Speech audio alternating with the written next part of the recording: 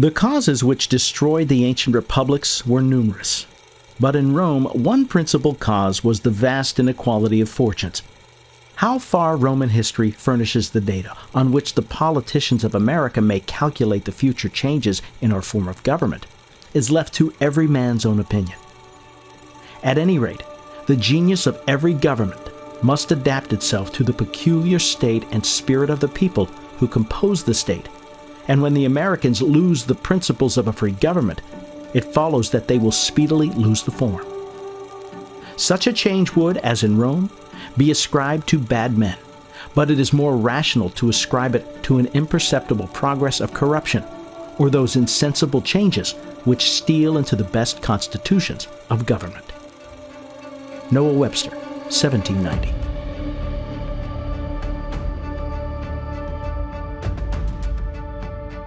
Noah Webster, the famed lexicographer and political thinker, wrote these words only 14 years after the Declaration of Independence was signed.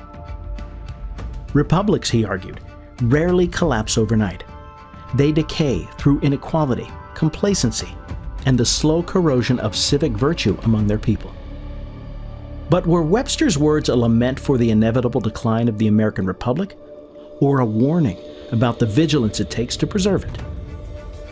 For generations, Americans have looked to the fall of the Roman Republic and wondered whether they are watching their own future unfold. Is the Republic drifting toward the same cycle of political violence and strongmen that once consumed Rome? But comparisons like these carry their own risks. When history is treated as an inevitable cycle of decline, it can leave people cynical, detached, and resigned to a future they no longer believe they can shape. But American history tells a different story.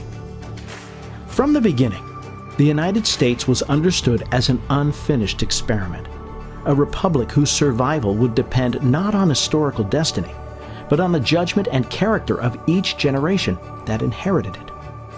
Which raises deeper questions. What exactly is this experiment meant to preserve? What ideals did the nation inherit? What principles shaped its founding? And despite the contradictions that have always accompanied them, why have those ideals and the republic built upon them remained worth fighting for?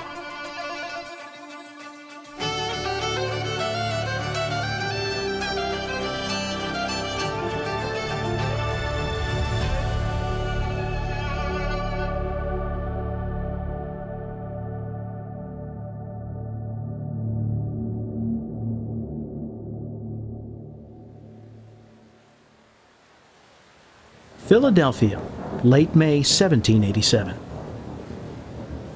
The American Revolution was over. Independence had been won. But the feeling of victory had already faded. The former colonies, now calling themselves states, were bound together by little more than memory and hope. Their national government was weak. Its finances were collapsing. Trade networks had fractured. Just over a decade in, the United States was already showing signs of failure. What Americans were witnessing must have felt to some less like a crisis to be solved than the early stages of collapse. The city of Philadelphia had witnessed triumph before. Just over a decade earlier, the Declaration of Independence had been signed within its walls. Now it became something else, the site of a last uncertain attempt to save the new republic.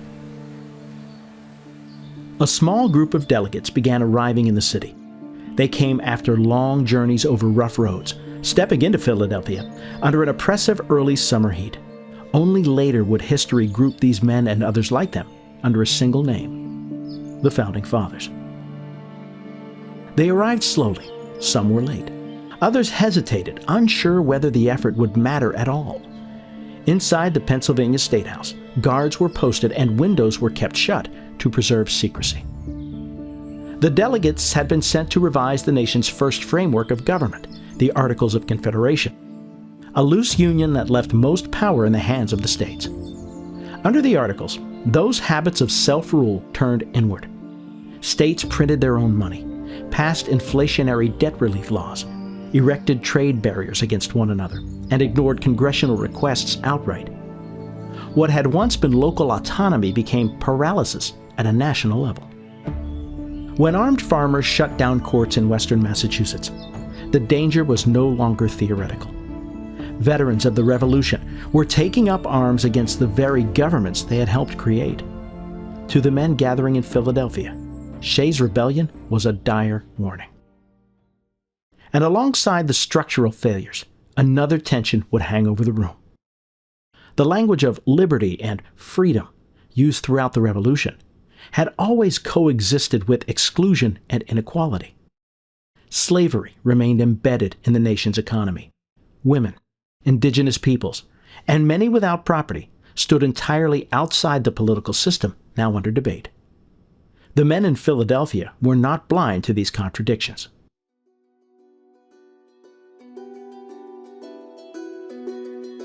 George Washington arrived reluctantly. Born in 1732 to a Virginia planter family along the Potomac River, Washington had come of age on the colonial frontier, first as a surveyor mapping western lands, then as a young officer in Britain's imperial wars, and eventually as the commander of the Continental Army. By 1787, he was the most famous man in America, the general who had led the Revolution to victory and then, in an act that stunned the world, voluntarily surrendered his commission and returned to private life at Mount Vernon rather than claim power for himself. In a letter from Philadelphia, Washington wrote, "After short stages and easy driving, I reached this city on Sunday afternoon. Only 4 states, Virginia, South Carolina, New York, and the one we are in, are as yet represented, which is highly vexatious to those who are idly and expensively spending their time here." George Washington, May 17, 1787. James Madison arrived prepared. Born in 1751, Madison was educated at the College of New Jersey, today Princeton, where he immersed himself in history, political philosophy, and moral theory.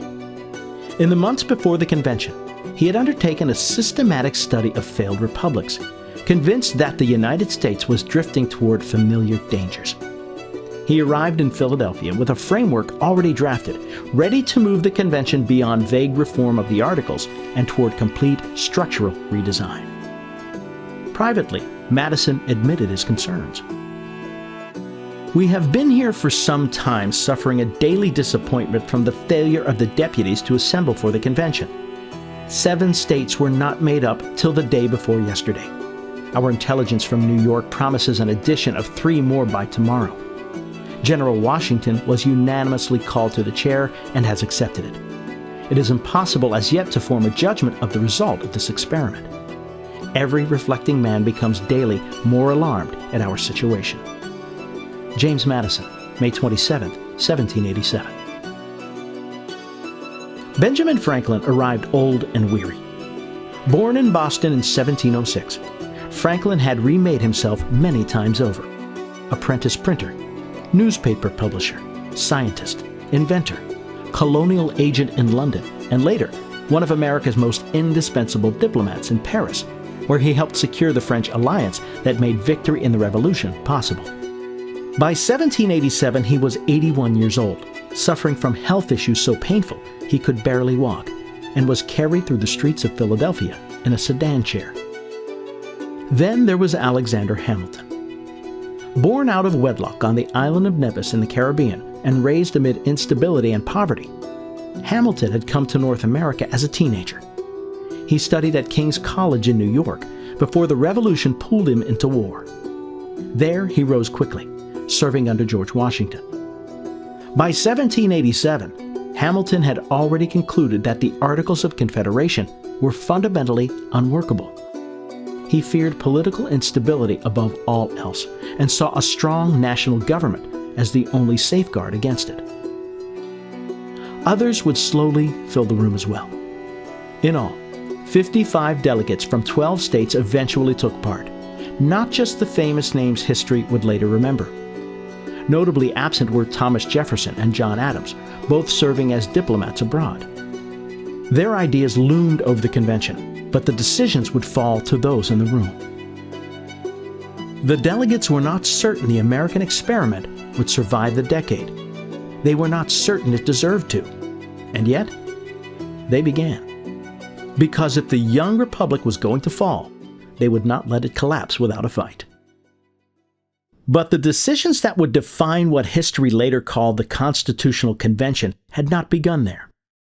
Many of the arguments and ideas were inherited, drawn from much older conversations about how civilizations balance power and liberty. The men gathered in Philadelphia had been trained in that language long before they ever met. As they set out to create a new government, they were grappling with these older questions, ones that reached back to the ancient world, to Greece and to Rome. There, America's founders encountered both inspiration and caution.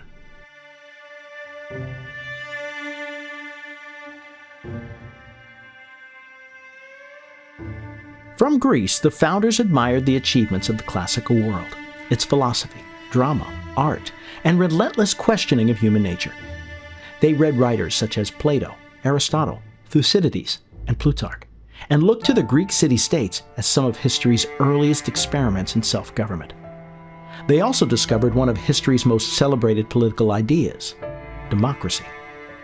But in the 18th century, that word carried a different meaning than it does today.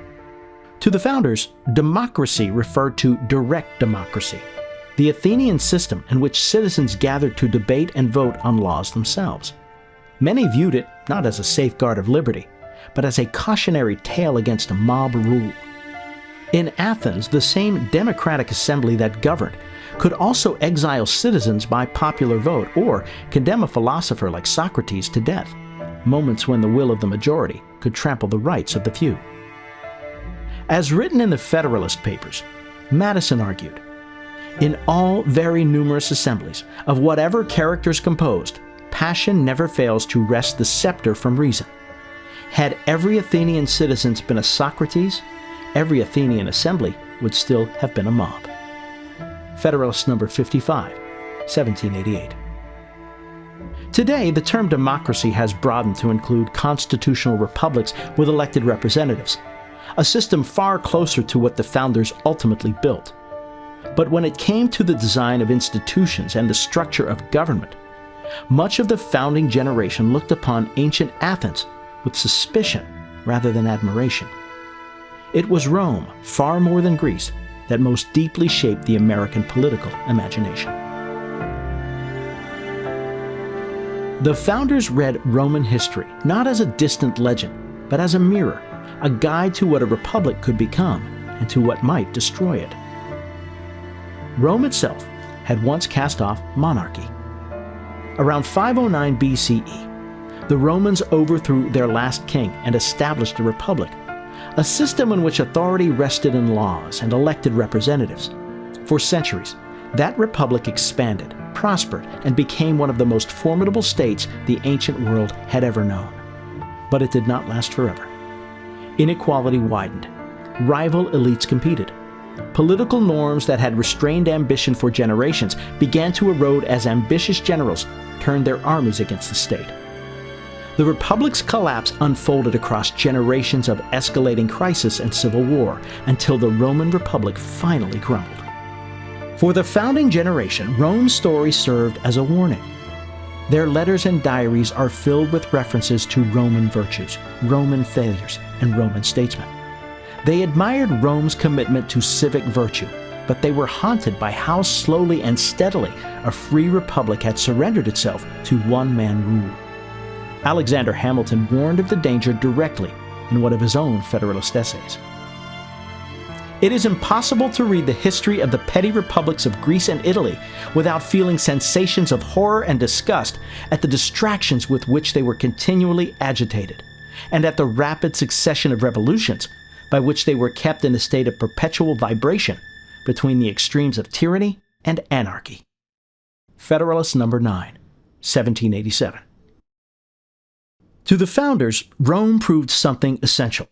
Republics do not collapse because they are inherently doomed. They collapse when power concentrates, norms erode, and citizens surrender vigilance. Decline was not inevitable, but it was always possible. When the founders invoked Rome or Greece, however, they were not searching antiquity for a ready-made constitution. Classical history served more as illustration than a direct source of thought. For inspiration on the institutional foundations of their new government, they turned instead to a more familiar inheritance. They looked to England. Long before the birth of the United States, England had spent centuries contending over power. After Roman rule in Britain collapsed in the 5th century, the Anglo-Saxon kingdoms that followed developed systems rooted in local custom, assemblies, and written law codes. They brought with them the early foundations of the English language and, over time, adopted Christianity. The Norman conquest of 1066 transformed England, strengthening the monarchy while preserving much of what had come before. In the 12th century, under Henry II, royal justice expanded across England. Itinerant judges carried more uniform procedures into the shires. Juries began to take shape. Courts increasingly looked to earlier judgments and customary practice when resolving disputes. Law slowly became something more durable than the preference of a ruler. From this process emerged what later generations would call the common law, a system built upon accumulated decisions and customs refined across centuries, and one that would later form the foundation of American law. These principles would be tested in moments of crisis.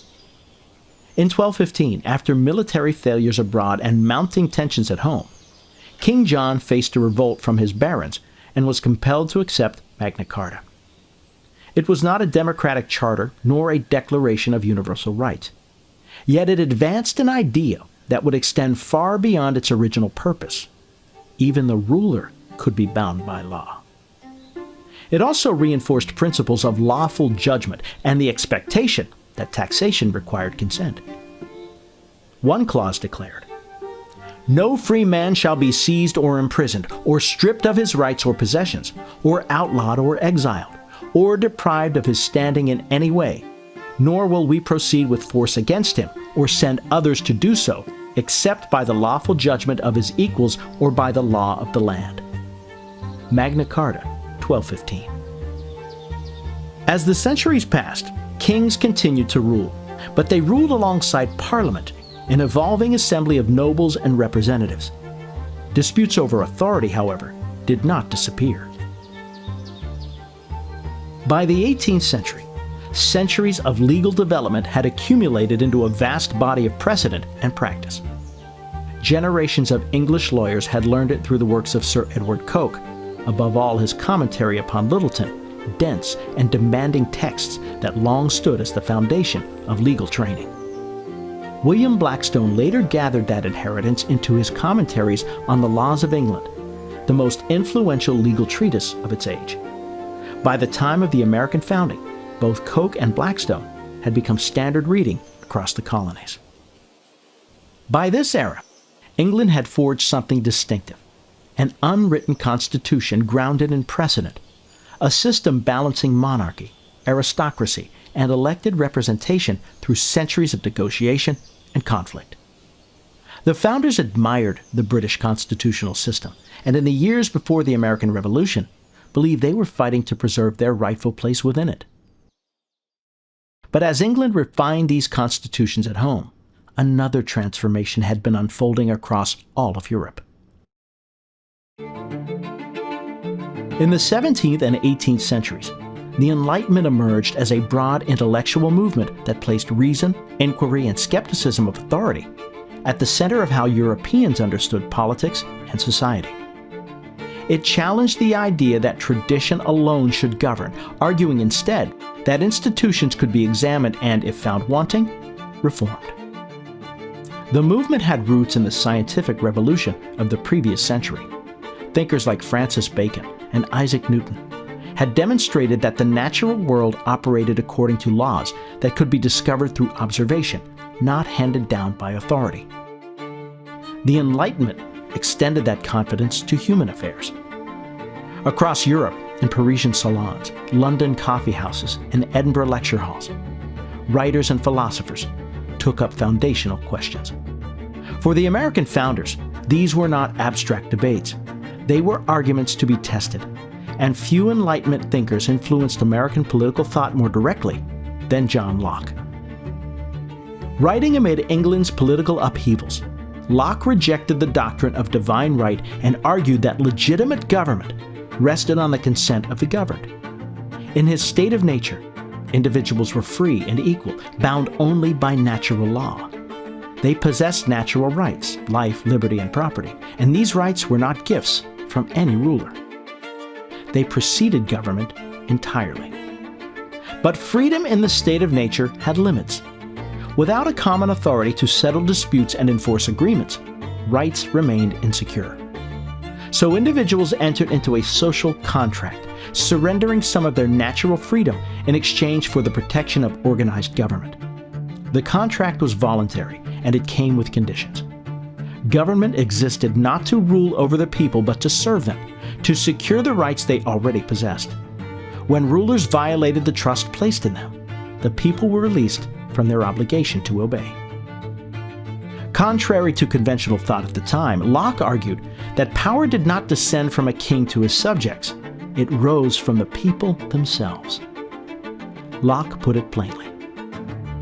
Whenever the legislators endeavored to take away and destroy the property of the people or to reduce them to slavery under arbitrary power, they put themselves into a state of war with the people, who are thereupon absolved from any farther obedience. John Locke, Second Treatise of Government, 1689. Across the Channel, the French thinker Montesquieu approached the problem of freedom from a structural angle. In The Spirit of the Laws, published in 1748, he asked how authority should be arranged. Surveying ancient republics and modern monarchies, Montesquieu concluded that liberty could not survive where power was concentrated in a single place. It had to be divided, legislative, executive, and judicial, so that no one branch could dominate the others. Other voices of the movement, some predating the Enlightenment, others at its center, contributed. Hume, Smith, Rousseau, Voltaire, Beccaria, Grotius, Pufendorf, Vattel. The founders read widely and borrowed selectively, drawing on ideas about human behavior, economics, and the laws that govern both. But the Enlightenment did not arrive in a vacuum. Its ideas entered a society already shaped by centuries of religious belief and practice. It is tempting, especially in modern discourse, to treat the Enlightenment and Christianity as opposing forces. Faith against reason, scripture against philosophy. But the intellectual world the founders would later inherit was not so neatly divided. Christianity itself had begun as a small religious movement within the Roman world, rooted in the teachings of Jesus of Nazareth and spread through networks of early believers across the Mediterranean. Over time, it grew from a persecuted sect into the official religion of the Roman Empire, and later into one of the central institutions of medieval Europe. Beginning with Martin Luther's publication of 95 Theses in 1517, the Protestant Reformation fractured Western Christianity, splitting much of Europe from the authority of the Catholic Church. Reformers insisted that Scripture, not Rome, held ultimate authority, and that its interpretation need not be mediated by a centralized institution. In some Protestant traditions, particularly those influenced by Calvinism, there emerged a deep skepticism of absolute power. Human nature was seen as flawed, authority as something that required restraint, a belief that would help shape the American identity for generations.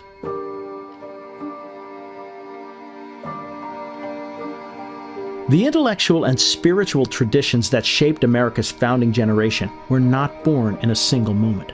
They stretched back thousands of years. From the Greeks and Romans, the founders inherited an admiration for republican government and lessons of its fragility. They also inherited an older expectation that liberty depended on the character of its people. The Greeks spoke of arete, a pursuit of excellence in public and private life. The Romans of virtus, the discipline and duty required to sustain a republic. This inheritance is written into the very architecture of the American government.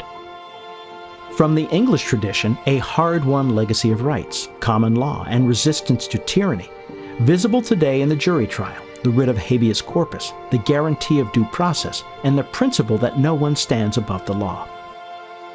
from the Enlightenment, the conviction that reason could improve the design of government itself, that rights were inherent, that governments derived legitimacy from the consent of the governed, and that these ideas could be solidified in the separation of powers and the system of checks and balances. And from Christianity, a moral framework shaped by human dignity, equality before God, and the limits of earthly authority. Yet these ideas did not arrive in America untouched. Soon enough, American colonists would develop their own traditions of self-government through local assemblies, town meetings, juries, churches, and elected legislatures. By the time of the Revolution, many Americans were already greatly accustomed to governing themselves. Their experience in local self-rule would shape the founding generation just as profoundly as the ideas they drew elsewhere. But long before any of these ideals crossed the Atlantic, another history had been unfolding on the far side of it. For millennia, the Western Hemisphere had been home to its own civilizations and traditions, developing independently from the conversations taking place across the ocean. That separation had begun to collapse in the late 15th century as European voyages pushed westward into the Atlantic. In 1492, in search of a new route to Asia, the Genoese navigator Christopher Columbus reached lands already inhabited for thousands of years, the Americas.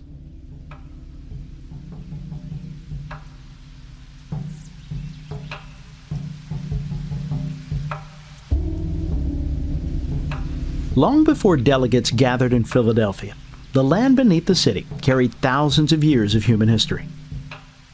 Most scholars believe the first peoples arrived in the Americas at least 15,000 years ago, crossing from Asia during the last ice age, and gradually spreading across two continents. As glaciers retreated and sea levels rose, the Americas became largely isolated from the rest of the world. Over millennia, North American societies followed vastly different paths, and by the late 15th century, North America was a continent of extraordinary diversity. What Europeans would encounter was not an untouched wilderness, but lands shaped by nations, alliances, and political systems with deep roots. From powerful chiefdoms in the southeast, to mobile nations following bison herds across the Great Plains, to fishing peoples along the Pacific coast, to the Iroquois Confederacy in the northeast, whose confederacy was governed by an oral constitution known as the Great Law of Peace. For millennia, the people of the Americas and those of Europe, Africa, and Asia lived entirely unaware of one another's existence. Sailing under the Spanish crown in 1492, Christopher Columbus reached the Caribbean, where he encountered the Taino people. Initial contact quickly gave way to conquest and exploitation. In his journal, Columbus wrote, "They do not bear arms, and do not know them, for I showed them a sword. They took it by the edge and cut themselves out of ignorance. They would make fine servants. With 50 men we could subjugate them all and make them do whatever we want." Christopher Columbus, 1492. European expeditions soon multiplied. They brought new animals, technologies, and crops, but also disease. Smallpox, measles, and influenza swept through indigenous communities with devastating consequences. Across generations, populations numbering in the millions were reduced dramatically, while warfare, enslavement, and expansion compounded the destruction. While Spain, France, and the Dutch established footholds across North America, it was the English who gradually came to dominate the Atlantic seaboard. Their colonies emerged for different reasons. Virginia, founded at Jamestown in 1607, was a commercial venture transformed by tobacco cultivation. New England was settled largely by religious dissenters seeking to build communities ordered around their own understanding of faith. Between them, colonies such as New York and Pennsylvania became centers of trade, migration, and cultural diversity. Across the South, plantation agriculture expanded rapidly. In 1619, the first documented Africans had arrived in Virginia. Over time, indentured labor gave way to a system of racialized chattel slavery.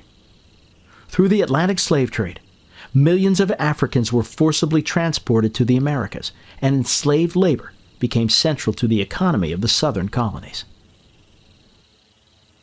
Despite the differences between them, the colonies shared important experiences. Local assemblies governed many aspects of daily life. Religious communities emphasized literacy and civic participation. Colonists grew increasingly accustomed to managing their own affairs. By the early 18th century, British America was expanding rapidly. Religious revivals known as the First Great Awakening crossed colonial boundaries and encouraged ordinary people to question established authority. Benjamin Franklin, by then a successful Philadelphia printer and publisher, noticed the change. It was wonderful to see the change soon made in the manners of our inhabitants. From being thoughtless or indifferent about religion, it seemed as if all the world were growing religious, so that one could not walk through the town in an evening without hearing psalms sung in different families of every street. Benjamin Franklin, 1739. At the same time, the colonies had become vital parts of a global empire. Britain and France competed across North America, particularly in the Ohio Valley, where indigenous nations maneuvered between rival powers. That struggle erupted into war in 1754. Known in North America as the French and Indian War, it formed part of the larger 7 Years' War.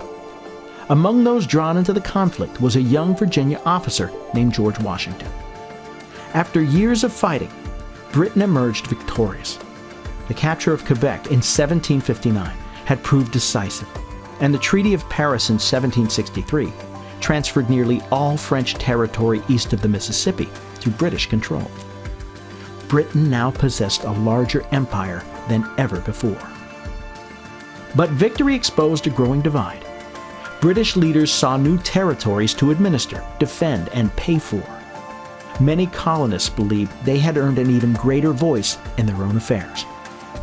What had once been a loose and flexible relationship was beginning to change, and neither side fully agreed on what that relationship should be.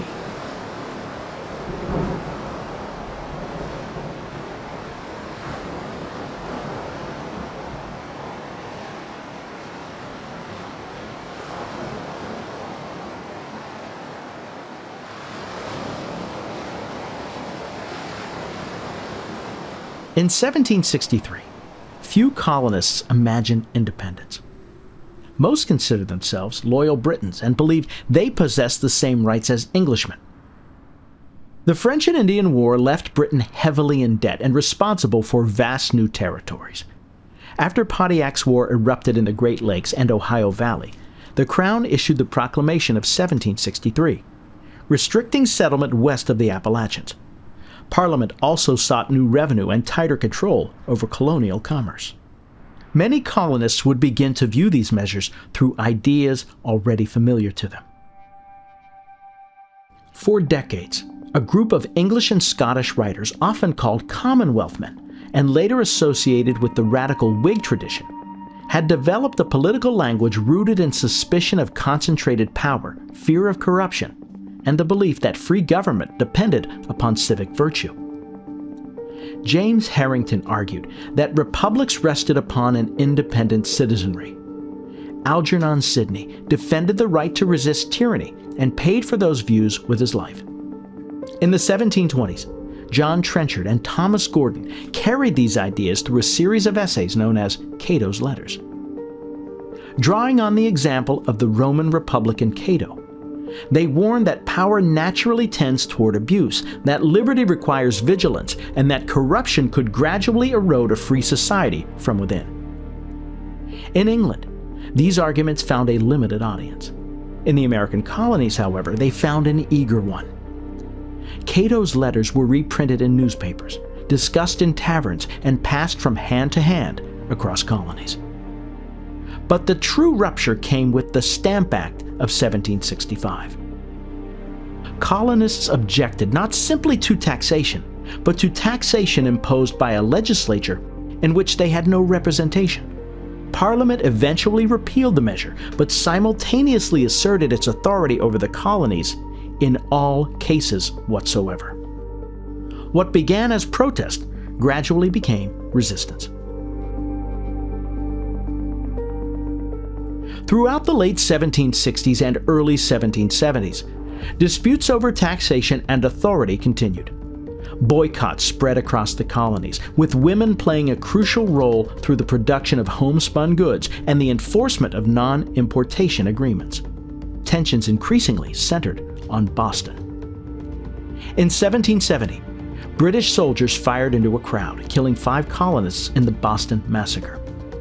3 years later, Parliament attempted to rescue the struggling East India Company while maintaining a tax on tea. Boston responded dramatically. American colonists boarded ships in the harbor and dumped the cargo into the water. Among those watching events unfold was John Adams of Massachusetts, a farmer's son from Braintree who had risen through Harvard and the law to become one of the sharpest legal minds in the colonies. Intelligent, argumentative, and intensely principled, Adams had earned a reputation as a man who rarely concealed what he thought. Years later, he had defended the British soldiers accused in the Boston Massacre, not out of sympathy for the Crown, but from a conviction for the rule of law. Adams recognized the significance of what had just taken place at what would later be called the Boston Tea Party. This is the most magnificent movement of all. There is a dignity, a majesty, a sublimity in this last effort of the Patriots that I greatly admire. The people should never rise without doing something to be remembered, something notable and striking.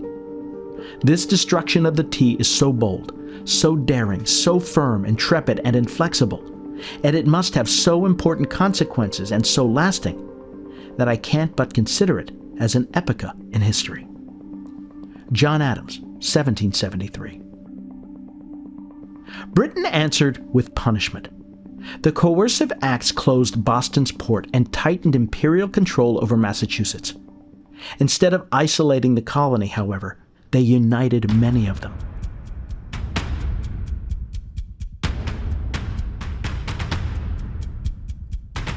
In 1774, delegates gathered in Philadelphia for the First Continental Congress. They still hoped for reconciliation, but they also asserted colonial rights and organized a continent-wide response. Drawing in part upon ideas popularized by John Locke, they declared that they are entitled to life, liberty, and property, and they have never ceded to any foreign power whatever a right to dispose of either without their consent. First Continental Congress, Declaration and Resolves, 1774. By the spring of 1775, Massachusetts stood on the edge of open rebellion. When British troops marched toward Concord to seize military supplies, local militia mobilized. Fighting broke out at Lexington and Concord on April 19, 1775. By day's end, the conflict had claimed hundreds of casualties and transformed a political crisis into an armed struggle. The following month, delegates reconvened in Philadelphia and created the Continental Army, placing George Washington in command. Even then, many Americans still hoped reconciliation remained possible. That hope collapsed in 1776.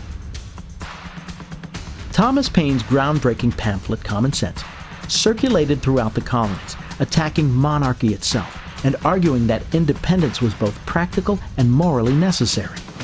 He spoke in plain language, intending to reach a wide audience. These proceedings may at first seem strange and difficult, but like all other steps which we have already passed over, will in a little time become familiar and agreeable.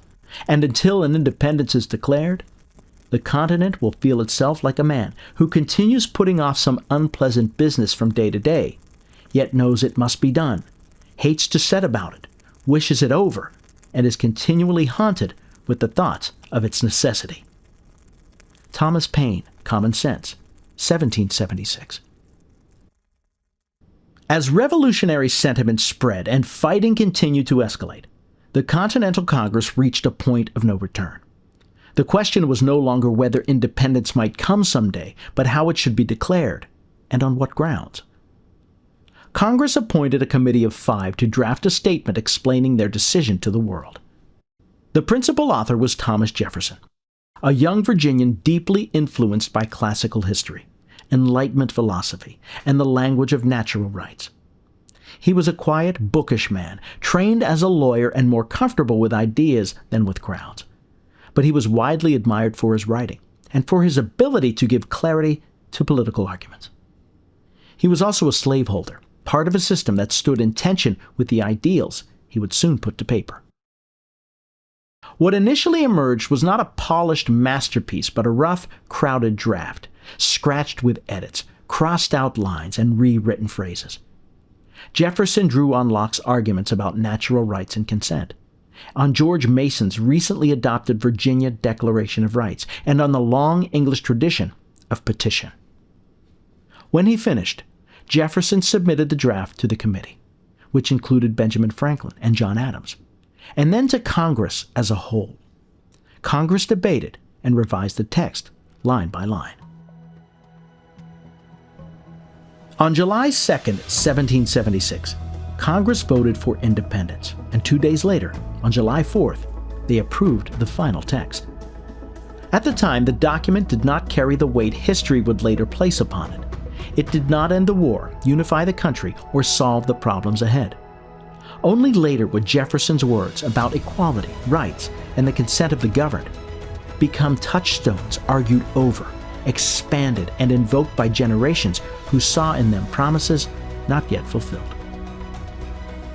We hold these truths to be self-evident, that all men are created equal, that they are endowed by their Creator with certain unalienable rights, that among these are life, liberty, and the pursuit of happiness. That to secure these rights, governments are instituted among men, deriving their just powers from the consent of the governed. That whenever any form of government becomes destructive of these ends, it is the right of the people to alter or to abolish it, and to institute new government, laying its foundation on such principles and organizing its powers in such form as to them shall seem most likely to affect their safety and happiness. Declaration of Independence, 1776. The break with Britain was complete. The United States of America was born. But securing independence proved far more difficult. The American Revolutionary War was not only a war against Britain, but also a civil war among Americans themselves.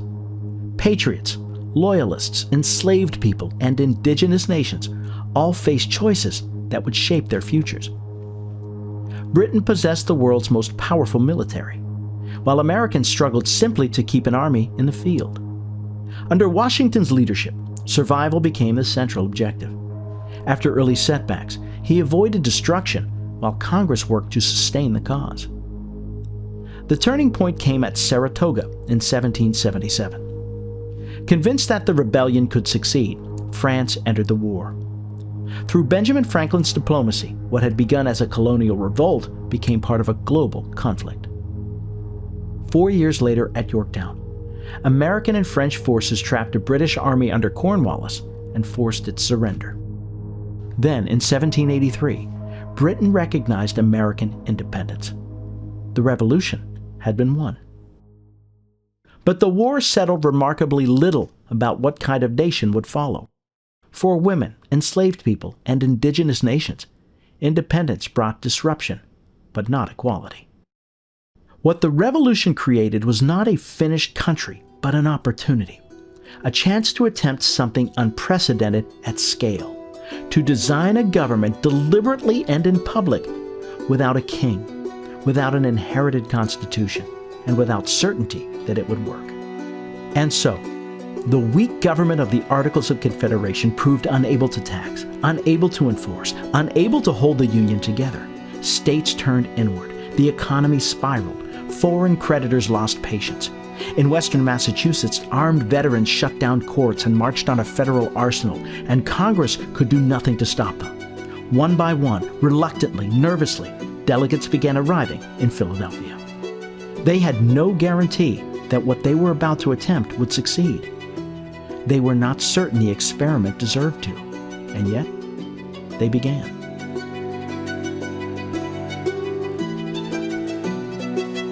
After After days of waiting, enough delegates had finally arrived. The convention, with George Washington elected unanimously as its president, was underway. James Madison was ready. In the months before Philadelphia, he had studied ancient republics, modern confederacies, and the failures of the Articles of Confederation, all in search of an answer to the question now facing the convention. How could Americans build a stronger national government without betraying the Revolution or sacrificing liberty? To Madison, the gravest danger facing the United States was not simply disorder in the streets, but disorder within its legislatures. State assemblies, he believed, were increasingly vulnerable to factions, groups of citizens, sometimes even majorities, pursuing their own immediate interests at the expense of the common good. Madison did not reject popular government, but he did distrust unlimited democracy. Liberty, he believed, could be threatened by a majority as surely as by a monarch. The republics he had studied seemed to share the same weakness. In small political societies, factions formed easily and often dominated without restraint. Montesquieu had argued that republics survived best in small territories where citizens remained close enough to preserve virtue and cohesion. Madison reached a different conclusion. The vastness and diversity of the United States could become a source of stability. A large republic would contain so many competing interests that no single faction could easily dominate the whole. When the moment came to present this vision, Madison did not rise to speak for himself. Younger and less prominent than many in the room, he worked through Edmund Randolph, the governor of Virginia, whose position gave the proposal greater weight. Madison, who would keep the most detailed record of the secretive convention, captured the moment as it began. Mr. Randolph then opened the main business. He then commented on the difficulty of the crisis and the necessity of preventing the fulfillment of the prophecies of the American downfall. He observed that in revising the federal system, we ought to inquire 1. Into the properties which such a government ought to possess, 2. The defects of the Confederation, 3. The danger of our situation, and 4. The remedy. May 29, 1787. The proposal Randolph introduced would later be known as the Virginia Plan. It called for a bicameral legislature with representation based on population and contribution, a national executive, and a national judiciary. The scale of the proposal was immediately apparent. Delegates had arrived expecting revisions to the Articles of Confederation. Randolph had presented the outline of an entirely new system of government. Soon after, the convention voted that a national government was to be established. Almost immediately, the delegates turned to a deeper question: where legitimate power in the new republic would come from and how it would be expressed. On May 31st, they debated whether the first branch of the legislature would be elected directly by the people. The delegates disagreed sharply. Mr. Sherman opposed the election by the people, insisting that it ought to be by the state legislatures. The people, he said, immediately should have as little to do as may be about the government. They want information and are constantly liable to be misled. Mr. Mason argued strongly for an election of the larger branch by the people. It was to be the grand depository of the democratic principle of the government. It was, so to speak, to be our House of Commons. It ought to know and sympathize with every part of the community. May 31st, 1787. But the question of popular power had barely been opened before another danger appeared: the executive. On June 1st, James Wilson entered a proposal. Mr. Wilson moved that the executive consist of a single person. Mr. Pinckney seconded the motion so as to read that a national executive consist of a single person be instituted. June 1st, 1787. Silence followed. A single executive sounded dangerously close to monarchy. Randolph warned that such an office might become the fetus of monarchy.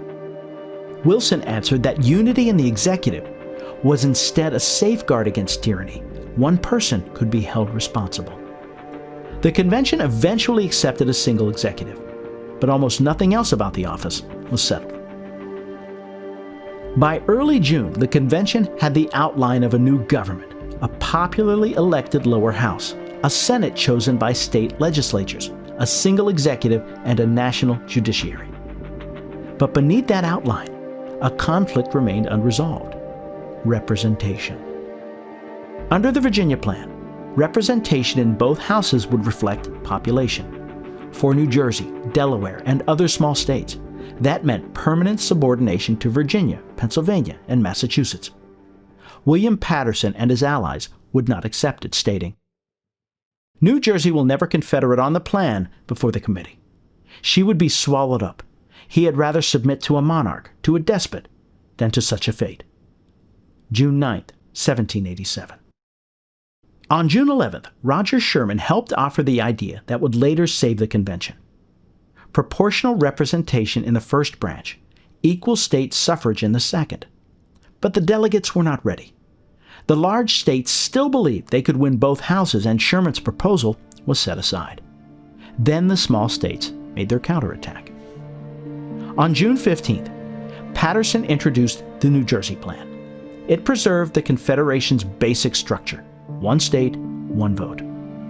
Congress would receive new powers, but the states would remain the foundation of the system. One provision would outlive the plan itself: a supremacy clause declaring federal law and treaties supreme over the laws of the states. Now the convention had two visions before it: the Virginia Plan, a national government; the New Jersey Plan, a strengthened confederation. On June 18th, Alexander Hamilton rose. He had been mostly silent. Now he spoke for hours. Hamilton rejected both plans. The New Jersey Plan was too weak. The Virginia Plan, in his view, did not go far enough. He wanted a far stronger national government, with an executive and Senate serving during good behavior and state governors appointed under national authority. His plan had no real chance, but it changed the room. Beside Hamilton's proposal, the Virginia Plan looked less radical. The next day, the convention rejected the New Jersey Plan and returned to the Virginia Plan as its working foundation. But the vote did not end the fight. Through late June, the convention nearly broke apart as the small states refused to yield. On June 28th, Benjamin Franklin proposed opening each day with prayers. The motion was quietly set aside. There were no funds for a chaplain, and some feared that beginning prayers now would reveal how desperate the convention had become. The convention eventually deadlocked: 5 states for equal representation in the Senate, 5 against. The room had reached the edge, so the delegates appointed another committee. The timing mattered. The next day was July 3rd. The day after that was the anniversary of independence. While the country celebrated the revolution, the men in Philadelphia were bargaining over whether that revolution would leave behind a nation capable of surviving. On July 5th, Elbridge Gerry delivered the committee's report. Its logic was Sherman's old solution: proportional representation in the House, equal representation for the states in the Senate, and revenue bills originating in the House. Still, the compromise did not pass easily. Because once representation in the House depended on population, another question became unavoidable: who counted? The answer would expose the deepest contradiction in America's founding.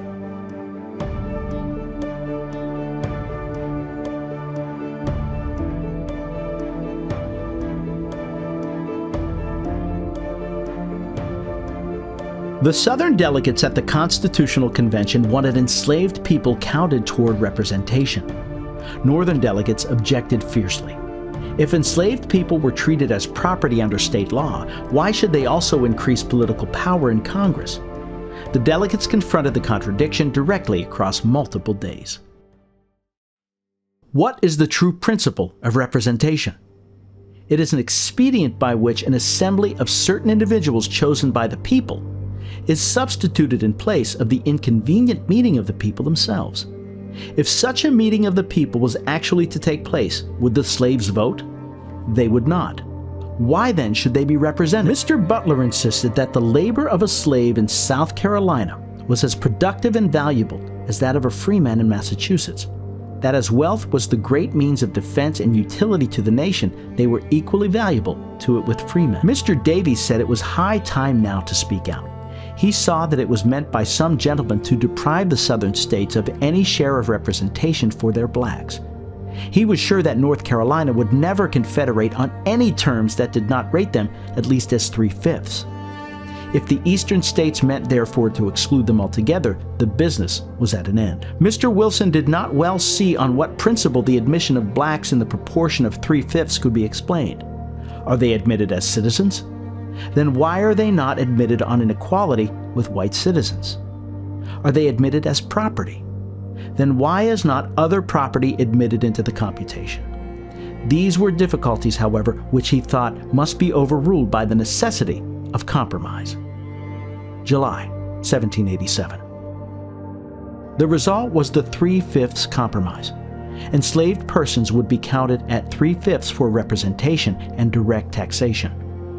On July 16th, the compromise passed by a narrow vote. The convention had survived, but it had done so by carrying slavery forward.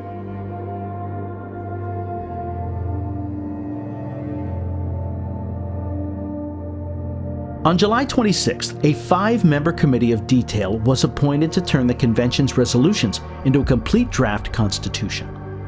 When the delegates reconvened, they received a printed document of 23 articles. For the first time, they held an actual constitutional text. For 4 weeks, the convention worked through the report article by article. In August, the delegates confronted slavery yet again. South Carolina and Georgia would not accept an immediate ban on the Atlantic slave trade, so the convention compromised once more. Congress would be barred from prohibiting the trade before 1808. The Fugitive Slave Clause was introduced without using the word slave. Persons bound to service or labor who escaped to another state would be delivered up.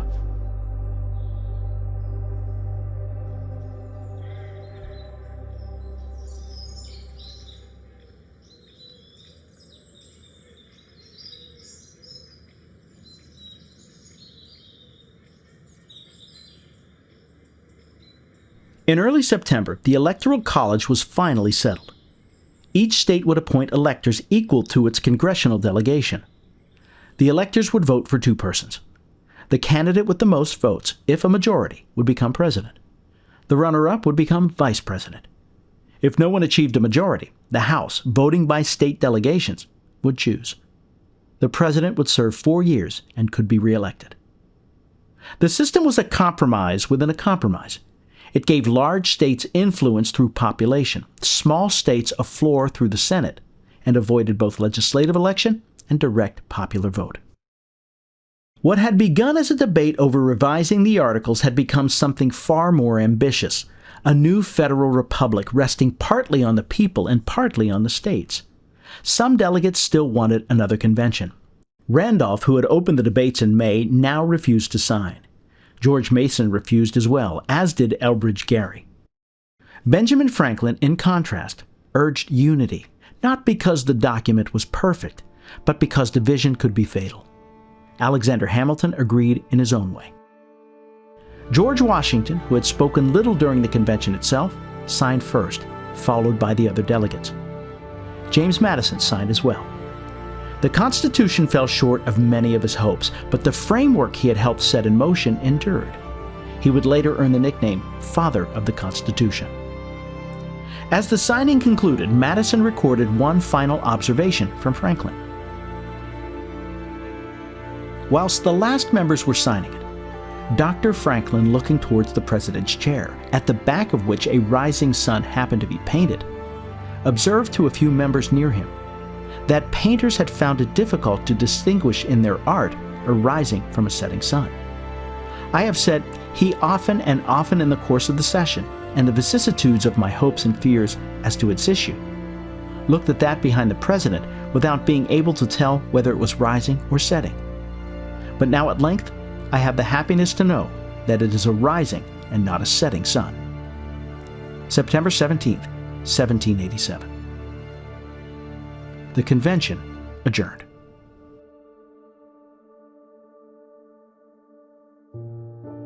The document they left behind was 7 articles long. It opened with a phrase that gave the Constitution its deepest claim to legitimacy: "We the people of the United States." Article 1 established Congress, dividing legislative power between a House of Representatives based on population and a Senate that gave equal representation to every state. Article 2 created a president charged with carrying out the laws. Article 3 established a federal judiciary headed by a Supreme Court. Together, the 3 branches reflected a central principle inherited from Enlightenment thought and reinforced by the founders' own experience. Power should be divided so that no single person or institution could easily dominate the others. The remaining articles addressed the practical challenges of governing a union. They defined relations among the states, created a process for amending the Constitution, established the supremacy of federal law, and outlined how the new system would take effect. Throughout the document were ideas inherited and adapted from many sources: classical concerns about republics and civic virtue, English traditions of law and individual rights, Enlightenment arguments about consent and government, and generations of American experience with local self-rule. But the arguments had not ended in Philadelphia. Critics known as anti-federalists warned that the new government possessed dangerous powers and lacked protections for individual liberty.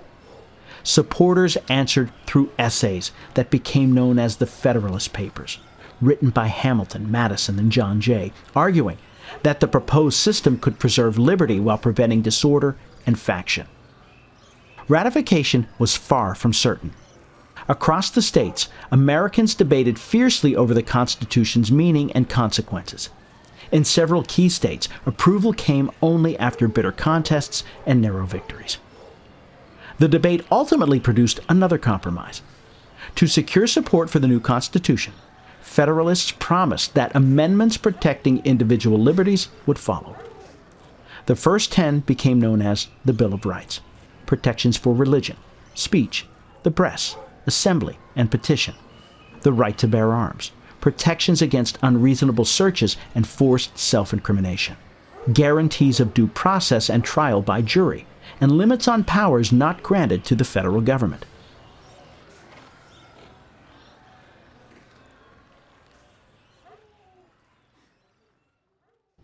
The legacy of America's founding fathers remains deeply debated. To some, they were elites who proclaimed universal rights while denying them to many. To others, they were flawed but extraordinary statesmen who helped create a republic unlike any the world had seen before. Yet whatever judgment individuals render on the founders themselves, the nation they created endured. And the principles proclaimed at its founding, however imperfectly applied, would inspire generations of Americans and countless others around the world to seek a freer and more equal society.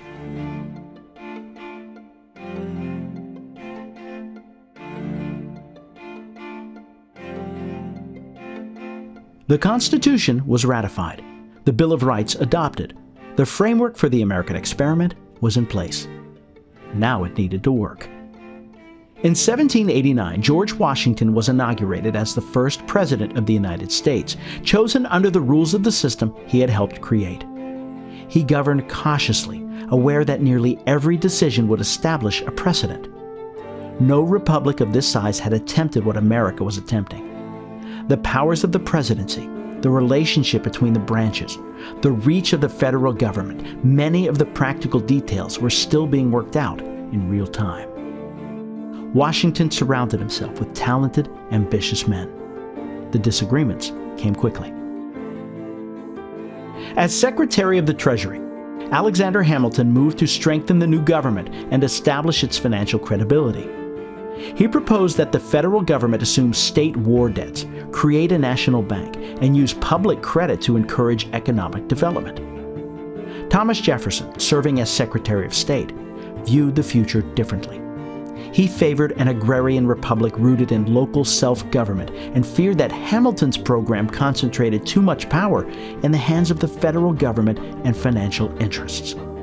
To Jefferson, some of Hamilton's proposals looked uncomfortably familiar, to the British system the revolution had overthrown.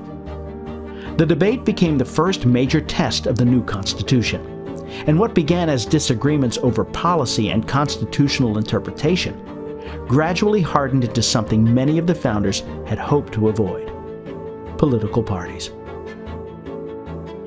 Hamilton's supporters became known as Federalists.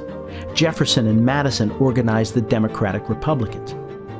As the divide deepened, political disputes increasingly spilled beyond Congress and into public life.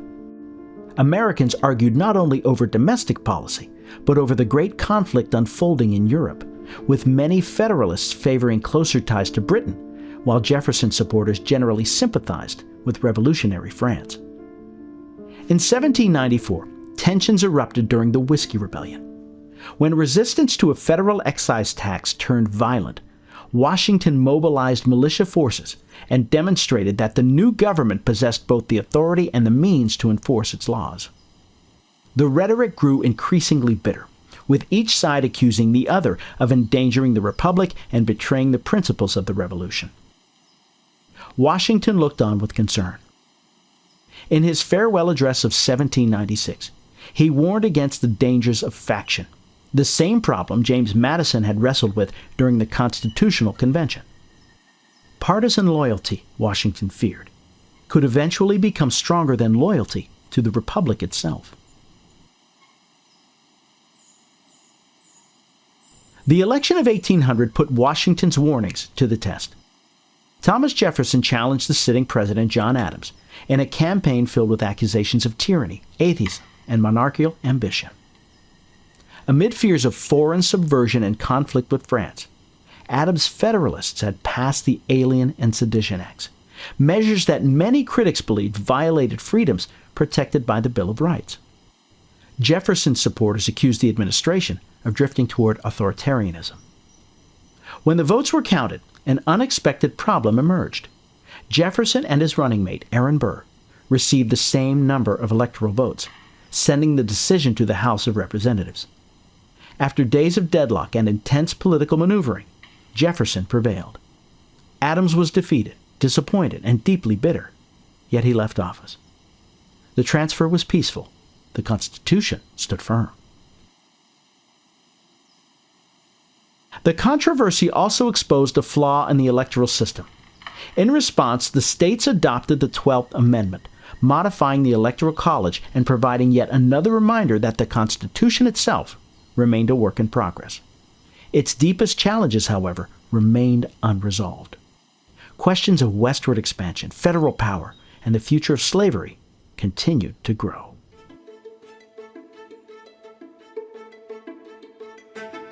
In the decades that followed, the United States changed with remarkable speed. The Louisiana Purchase in 1803 doubled the nation's size. That same year, in Marbury v. Madison, Chief Justice John Marshall established the principle of judicial review, helping define the Supreme Court's role within the constitutional system. Through a series of decisions, Marshall's court also strengthened federal authority and reinforced the supremacy of national law. The young republic soon faced another test. During the War of 1812, British forces invaded the nation's capital and burned many of its public buildings, including the White House and Capitol. Yet the United States endured the conflict, and its conclusion fostered a growing sense of national identity and independence from Europe. For a brief period afterward, partisan conflict subsided in what became known as the Era of Good Feelings. In 1823, President James Monroe gave voice to the nation's growing confidence by declaring that further European intervention in the Americas would be viewed as a threat to the United States, a statement that became known as the Monroe Doctrine. Meanwhile, settlers pushed westward across the Appalachians and into the Mississippi Valley as new states entered the Union in rapid succession. Steamboats opened the interior to commerce. Canals linked distant markets. Railroads began spreading across the landscape. What historians call the Market Revolution transformed daily life, connecting farmers, merchants, manufacturers, and consumers in ways that would have been difficult to imagine a generation earlier, as more Americans worked for wages and produced goods for distant markets. the agrarian republic envisioned by Jefferson was giving way to something larger and more complex. The nation was changing culturally as well. The Second Great Awakening sparked waves of religious revival and inspired reform movements that would shape American life for generations. Writers and thinkers such as Ralph Waldo Emerson and Henry David Thoreau explored American questions about individualism, nature, and self-reliance as the young nation searched for its own cultural voice. Yet beneath the growth and optimism, old constitutional disputes persisted. Americans continued to argue over the balance between state and federal power, and some political leaders began advancing the idea that states could nullify federal laws they considered unconstitutional. Politics itself changed too. Property requirements for voting disappeared across much of the country, allowing far more white men to participate in elections. Political parties expanded their reach as campaigns became louder, more organized, and more democratic than the founders had anticipated. No figure embodied this new era more than Andrew Jackson. To his supporters, Jackson represented the common citizen against entrenched elites. He challenged the national bank, expanded the use of presidential power, and reshaped American politics around mass participation. Speaking for many of his supporters in his famous bank veto message, Jackson declared, "It is to be regretted that the rich and powerful too often bend the acts of government to their selfish purposes. Distinctions in society will always exist under every just government. But when the laws undertake to add to these natural and just advantages, to grant titles, gratuities, and exclusive privileges to make the rich richer and the potent more powerful, the humble members of society, the farmers, mechanics, and laborers, who have neither the time nor the means of securing like favors to themselves, have a right to complain of the injustice of their government." Andrew Jackson, 1832. While positioning himself as a champion of the people, Jackson's presidency also exposed the limits of expanding democracy. In 1830, Jackson signed the Indian Removal Act. Under its authority, the federal government forced indigenous nations throughout the Southeast, including the Cherokee, Creek, Choctaw, Chickasaw, and Seminole, from lands they had occupied for generations. The Cherokee fought removal through the courts, and in Worcester versus Georgia, the Supreme Court ruled that Georgia's laws had no force within Cherokee territory. Yet the decision failed to stop removal. Thousands died during the forced migrations westward that became known as the Trail of Tears. At the same time, Americans increasingly embraced the idea of manifest destiny, the belief that the nation was destined to expand across the continent. That belief accelerated westward settlement and fueled demands for new territory. Texas won independence from Mexico and was later annexed by the United States. War with Mexico followed, and by 1848, the United States had acquired vast new territory stretching to the Pacific Ocean. And everywhere the nation expanded, slavery expanded with it.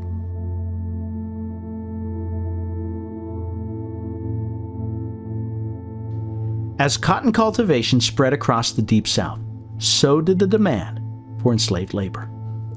More than 1 million enslaved men, women, and children were forced westward in what historians call the Second Middle Passage, sold from the Upper South into the plantation economies of Alabama, Mississippi, Louisiana, Texas, and beyond. As northern industry expanded and the southern plantation economy deepened, the two regions increasingly followed different economic and political paths. Each new territory raised the same question the founders had left unresolved. Would slavery expand, or would it be contained? The Missouri Compromise of 1820 provided a temporary answer. The Compromise of 1850 postponed the conflict once again. Yet every settlement proved more fragile than the last, while the acquisition of new territory after the Mexican-American War only escalated the debate. The constitutional balance that had held the Union together for decades was beginning to break down. At the same time, opposition to slavery was growing. abolitionists such as Frederick Douglass and William Lloyd Garrison condemned the institution in different ways. Douglass, himself formerly enslaved, drew upon the language of the Declaration of Independence, asking how a nation founded on liberty could tolerate human bondage. What to the American slave is your 4th of July? I answer, a day that reveals to him more than all other days in the year the gross injustice and cruelty to which he is the constant victim. Frederick Douglass, 1852. Resistance also came from the enslaved themselves.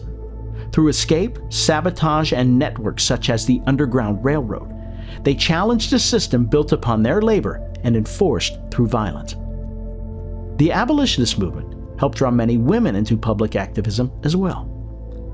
In 1848, reformers gathered at Seneca Falls, New York, and issued a declaration of sentiments modeled on the Declaration of Independence, declaring that all men and women are created equal, and calling for expanded legal and political rights, including the right to vote.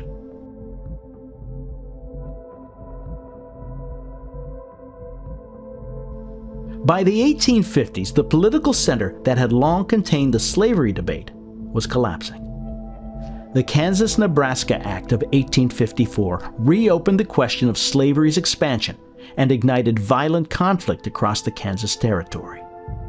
The Supreme Court's Dred Scott decision followed 3 years later, declaring that Black Americans, whether enslaved or free, could not be citizens and that Congress lacked the authority to prohibit slavery in the territories. For many Americans, decades of compromise suddenly appeared exhausted.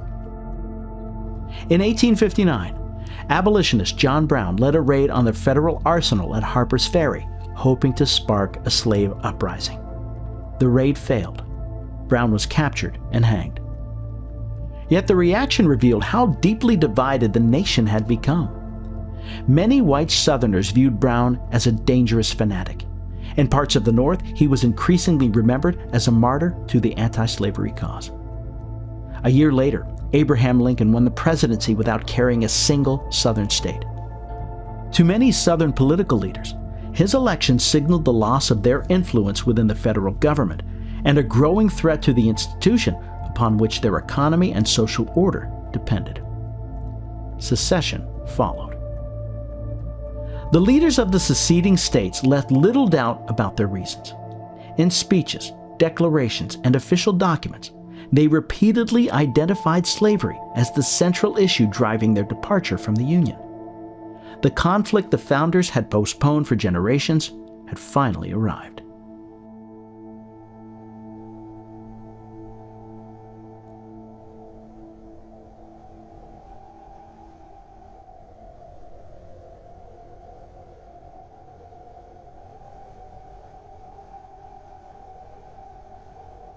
Abraham Lincoln was not, in 1861, an abolitionist in the modern sense.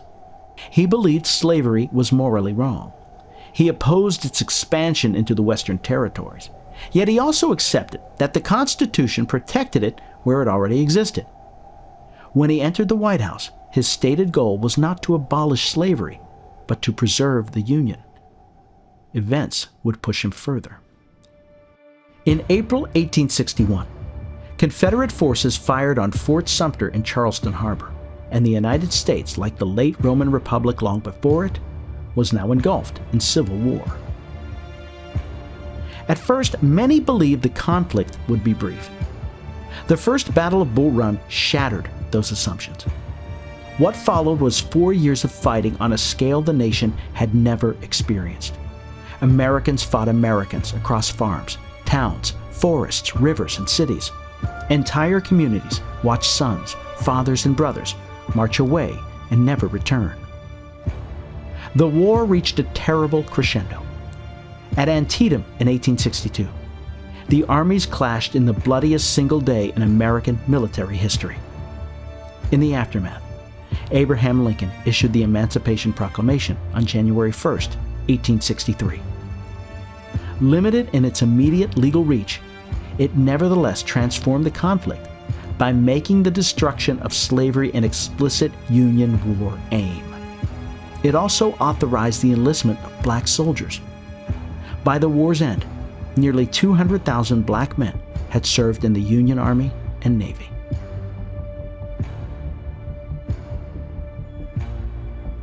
The year 1863 proved decisive. In the West, General Ulysses S. Grant captured Vicksburg, giving the Union control of the Mississippi River and splitting the Confederacy in two. Days later at Gettysburg, 3 days of combat left tens of thousands of dead or wounded and ended Robert E. Lee's last major invasion of the North. Months later, at the dedication of the Gettysburg battlefield, Abraham Lincoln delivered what would become known as the Gettysburg Address. 77 years ago, our fathers brought forth on this continent a new nation, conceived in liberty and dedicated to the proposition that all men are created equal. Now we are engaged in a great civil war, testing whether that nation or any nation so conceived and so dedicated can long endure. It is for us, the living rather, to be dedicated to the unfinished work which they who fought here have thus far so nobly advanced. That we here highly resolve that these dead shall not have died in vain, that this nation under God shall have a new birth of freedom, and that government of the people, by the people, for the people, shall not perish from the earth. Abraham Lincoln, 1863. The tide had turned. Grant's armies pressed relentlessly against Confederate forces in Virginia, while General William Tecumseh Sherman carried the war through Georgia, demonstrating the North's growing ability to wage modern industrial warfare. By 1865, the Confederacy was collapsing.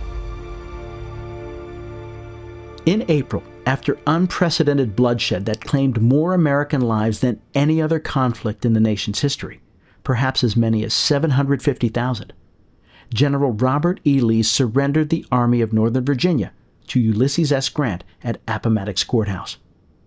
The Union survived, but 5 days later, Abraham Lincoln was assassinated at Ford's Theater.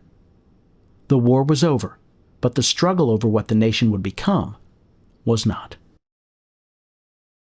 The Union victory opened the door to changes that had once seemed impossible.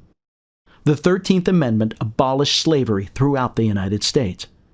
The 14th Amendment established birthright citizenship and guaranteed equal protection of the laws. The 15th Amendment prohibited states from denying voting rights on the basis of race. Together, these measures reshaped the Constitution and fundamentally altered the relationship between the individual, the states, and the federal government. Historians often describe the period as America's second founding. For a brief moment, the possibilities seemed enormous. During what was called Reconstruction, Black Americans voted, held public office, founded schools, acquired property, and participated in government across the South. State legislatures that had once voted for secession now included black representatives. Men such as Robert Smalls, who escaped slavery by commandeering a Confederate vessel and sailing it to Union lines, later served in Congress. The changes were real, but also fiercely contested. White supremacist organizations such as the Ku Klux Klan used intimidation, violence, and murder to resist Reconstruction governments. Political support in the North weakened. Federal commitment declined. The protections of Reconstruction were not overturned all at once. Over the course of decades, they were challenged, undermined, and gradually abandoned. The Compromise of 1877, which resulted in the withdrawal of the last federal troops from the South, became a symbol of that broader retreat. Across the former Confederacy, state governments moved to reestablish white political control through segregation, voter suppression, and discriminatory laws. Court decisions narrowed some of the protections Reconstruction had promised, while violence and intimidation continued to undermine black political participation. In 1896, the Supreme Court's decision in Plessy v. Ferguson upheld racial segregation under the doctrine of separate but equal, providing constitutional sanction for the expansion of Jim Crow across much of the South. At the same time, a powerful interpretation of the Civil War known as the Lost Cause gained influence. It portrayed the Confederate cause in sympathetic terms, minimized the central role of slavery, and shaped public memory across much of the country for generations. The promise of the Second Founding survived in constitutional text, but much of it had been stripped away in practice. For millions of Black Americans, the struggle for equal citizenship was far from over. The promise of the Second Founding was profound, but it would remain unrealized for generations.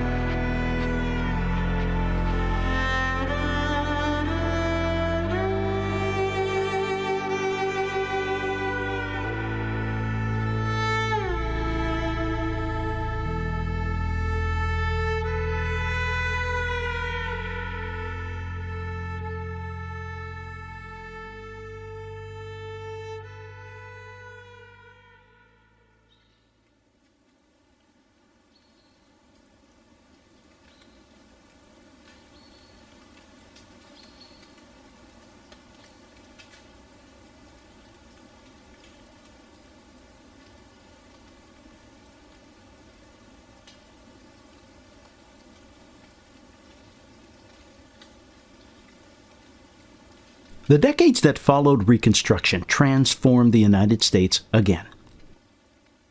Railroads now stitched together a continental economy. Factories multiplied. Cities expanded at a staggering pace. Millions of immigrants arrived from Europe and beyond, helping fuel one of the fastest periods of industrial growth in modern history. It was an era the writer Mark Twain famously called the Gilded Age, a society glittering on the surface while concealing deep political, social, and economic tensions underneath.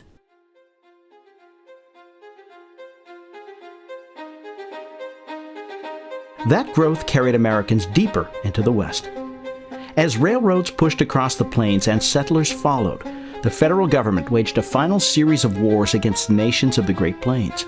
Resistance was fierce, but it could not hold.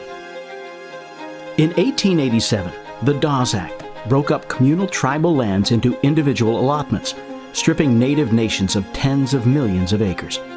3 years later, at Wounded Knee in South Dakota, U.S. soldiers killed as many as 300 Lakota men, women, and children. The massacre marked the end of an armed native resistance on the plains. The nations removed a generation earlier under Andrew Jackson were now confined to reservations, their land diminished. The conquest of the continent coincided with an extraordinary surge in wealth and industry. Industrialists such as Andrew Carnegie, John D. Rockefeller, and J.P. Morgan built enterprises that reached across the nation. New technologies transformed daily life. Steel mills, oil refineries, and factories helped make the United States one of the world's leading industrial powers. Yet prosperity was unevenly shared. Laborers worked long hours in dangerous conditions. Child labor remained common. Strikes erupted in places such as Homestead and Pullman. Farmers burdened by debt organized through the populist movement, while reformers pushed for regulations that could restrain the growing power of corporations and political machines. By the early 20th century, many Americans believed the country needed political reform as well as economic growth.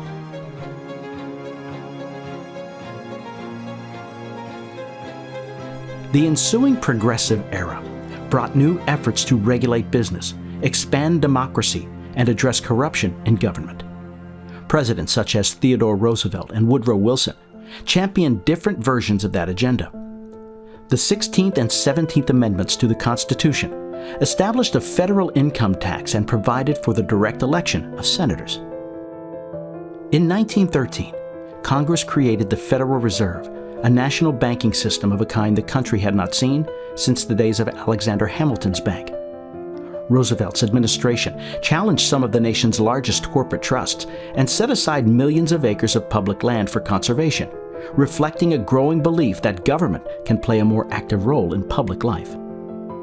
The most significant expansion, however, came through a movement that had been building for generations. Women had petitioned, organized, marched, and campaigned for decades. Figures such as Susan B. Anthony, Elizabeth Cady Stanton, and countless others argued that a republic founded on the consent of the governed could not permanently deny half its citizens a voice in government. Susan B. Anthony framed the issue in constitutional terms.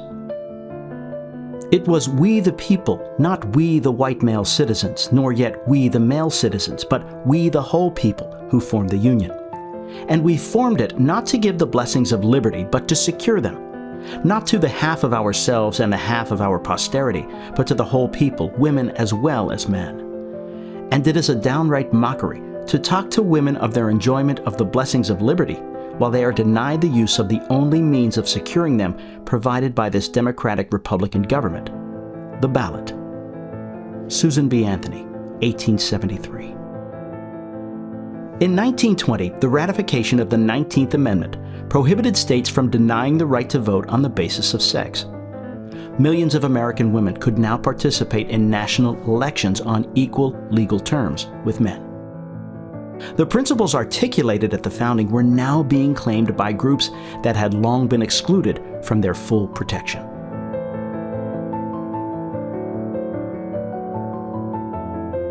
The United States emerged from the Gilded Age as an industrial power. It had also begun to look beyond its own borders. In 1898, a brief war with Spain altered the nation's place in the world. Within months, the United States had acquired Puerto Rico, Guam, and the Philippines. Cuba became formally independent but remained heavily influenced by the United States. That same year, the nation annexed Hawaii. American influence continued to expand in the years that followed. Construction of the Panama Canal linked the Atlantic and Pacific Oceans, reshaped global trade routes, and signaled the country's growing role in world affairs. The transformation raised constitutional questions the founders had never confronted.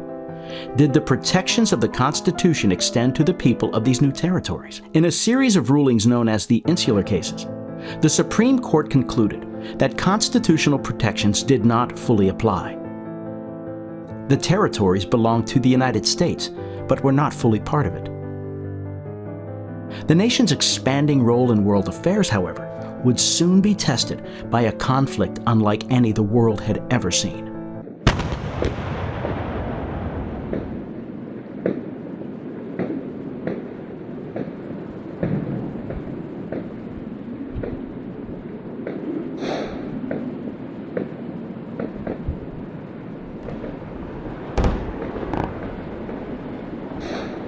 When war erupted in Europe in 1914, the United States initially remained neutral.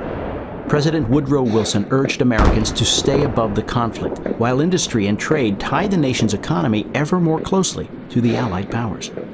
That neutrality did not last. In 1917, following Germany's unrestricted submarine warfare and the revelation of the Zimmermann telegram, the United States entered the First World War. American troops arrived late to the conflict, but their presence helped tip the balance on the Western Front. By 1918, the Central Powers had been defeated. The war marked a turning point. The republic that had once stood at the edge of the Atlantic world now found itself deeply involved in shaping events far beyond its shores.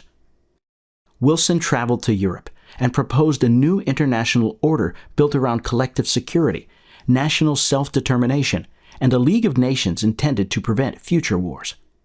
The effort failed at home. The Senate rejected membership in the League, and the United States retreated from many of the international commitments Wilson had envisioned. Regardless, the war transformed life within the United States. As factories boomed and immigration from Europe slowed, employers turned to a new source of labor: Black Americans living under Jim Crow in the rural South. Drawn by economic opportunity and the chance to escape segregation and racial violence, they began to leave. Over the next half-century, roughly 6 million black Americans would move north and west to Chicago, Detroit, New York, Los Angeles, and beyond. Historians call it the Great Migration. It reshaped American cities and helped create communities whose growing political influence would play a major role in the civil rights movement decades later.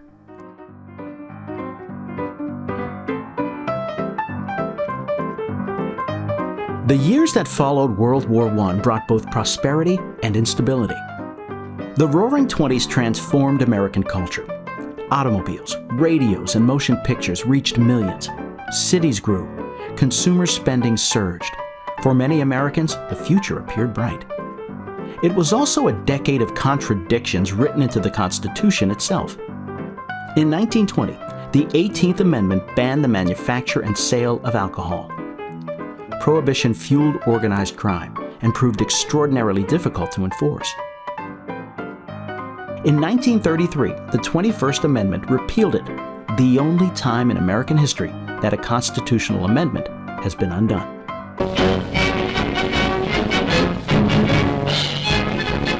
The decisive vote of the 36th state against prohibition is happy news for the grain raisers of the United States and for many others throughout the land. With an eye on December 5th, work is being rushed in distilleries and bottling works. Thousands are being called back to work in plants of allied industries. At least 500,000 new jobs are predicted as the result of repeal. From keg and barrel factories, perhaps the most closely allied line, immediate benefits from repeal extend into almost every line of business and commerce. However, everyone's not waiting until December 15th. The lid is off in many places, with the downfall of prohibition being celebrated in real old-time hilarity. Yes, and by the renewal of old acquaintances. Hotels and nightclubs report a real pre-war spirit among those revelers. Boy! Uh-oh! There'll be no more scenes such as this. Barrel after barrel of prize whiskeys destroyed by government agents. It's going to be a cold winter for the barrel busters. The decade also hardened the nation's borders. In 1924, Congress passed a sweeping immigration law imposing strict quotas that favored Northern and Western Europe while sharply restricting immigration elsewhere. That same year, Congress extended citizenship to all Native Americans born in the U.S. Yet, as with earlier expansions of rights, legal recognition did not always translate into immediate political equality. Many Native Americans continued to face barriers to voting for decades, and some states would not fully remove those restrictions until the mid-20th century. Then, in 1929, the Roaring Twenties came to an abrupt end. The stock market crashed, and the Great Depression followed. Banks failed by the thousands, businesses closed, international trade contracted. Unemployment climbed toward 1/4 of the workforce. Families lost homes, farms, savings, and livelihoods. Breadlines and shantytowns appeared across the country. For many Americans, it seemed possible that the economic system itself was breaking down. The crisis unfolded against a backdrop of growing instability around the world.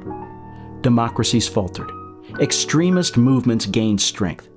Long-held assumptions about economics, government, and the future suddenly appeared far less certain than they once had.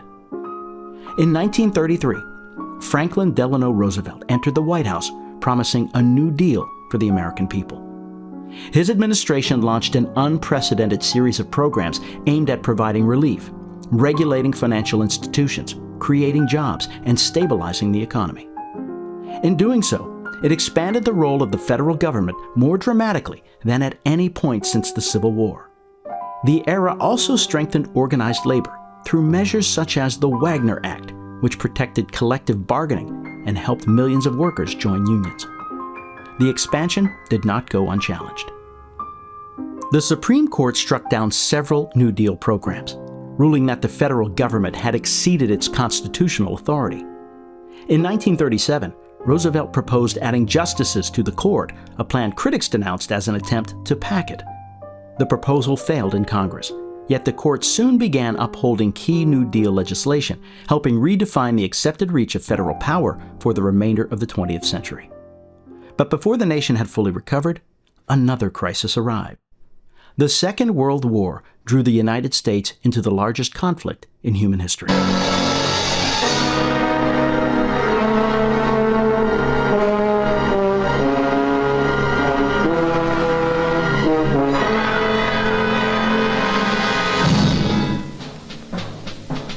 The symbols and the leaders change, but Germany's maniacal urge to impose its will on others continues from generation to generation.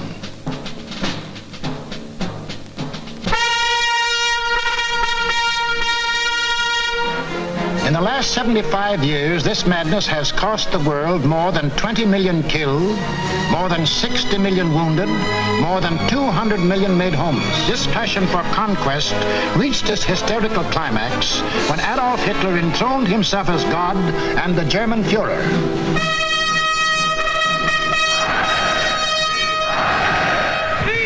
What fantastic dreams was this humorless man dreaming as he stood at Nuremberg and looked down on his fanatic followers?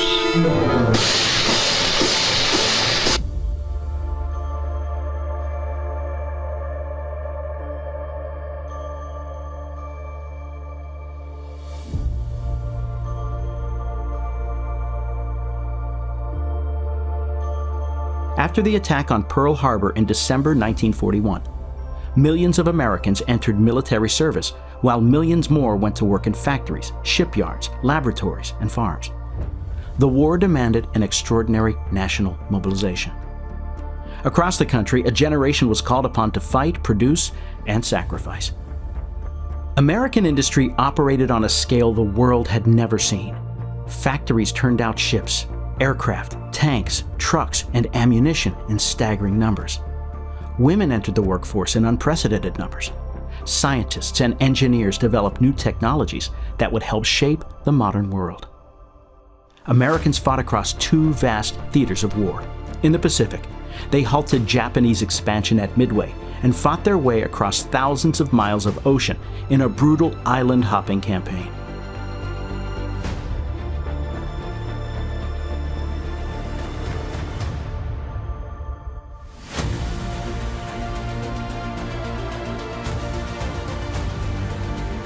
In North Africa and Europe, they joined Allied forces in the liberation of occupied territories, culminating in the D-Day landings in Normandy and the final defeat of Nazi Germany.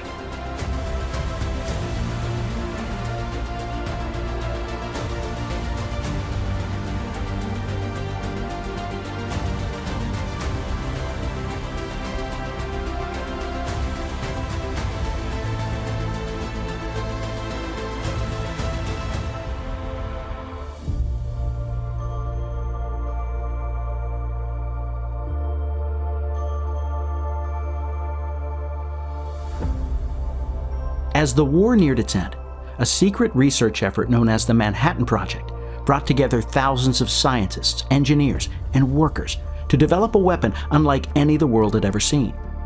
The first successful atomic test took place in New Mexico in July 1945.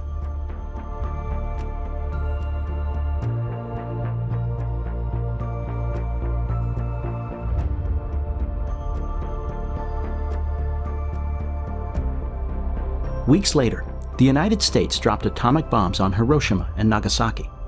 Japan surrendered soon afterward, bringing the Second World War to a close and ushering humanity into the nuclear age. Newsmen rushed the president's report to a waiting world, and through the early evening, Tuesday, August 14th, the fateful news is flashed. In New York City, as throughout a rejoicing nation and world, vast throngs of grateful, happy people celebrate the end of fighting, the dawn of peace. 2 million New Yorkers jam Times Square. It's official. It's all over. It's total victory.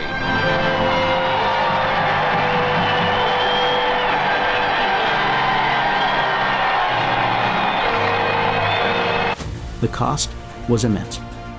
More than 16 million Americans served in uniform. Hundreds of thousands never returned. Yet by 1945, the United States had emerged as one of the principal architects of the post-war world. The war left an enormous mark on American society. It accelerated technological innovation, expanded economic production, and elevated the United States to a position of unprecedented global influence. Yet the conflict also exposed contradictions within the nation itself. After the attack on Pearl Harbor, the federal government had forcibly removed some 120,000 people of Japanese descent, most of them American citizens, from their homes on the West Coast and confined them in internment camps. In 1944, the Supreme Court upheld the policy in Korematsu v. United States. But victory still left the United States in a position unlike any it had occupied before. Its economy accounted for an extraordinary share of global production. Its military operated across the world. Through initiatives such as the Marshall Plan and alliances such as NATO, the United States helped shape the international order that emerged after the war. Yet the alliance that had defeated Nazi Germany did not survive the peace. The United States and the Soviet Union emerged from the war as rival superpowers, each seeking to expand its influence while avoiding a direct confrontation that could escalate into nuclear conflict. The Cold War would shape the next 4 decades.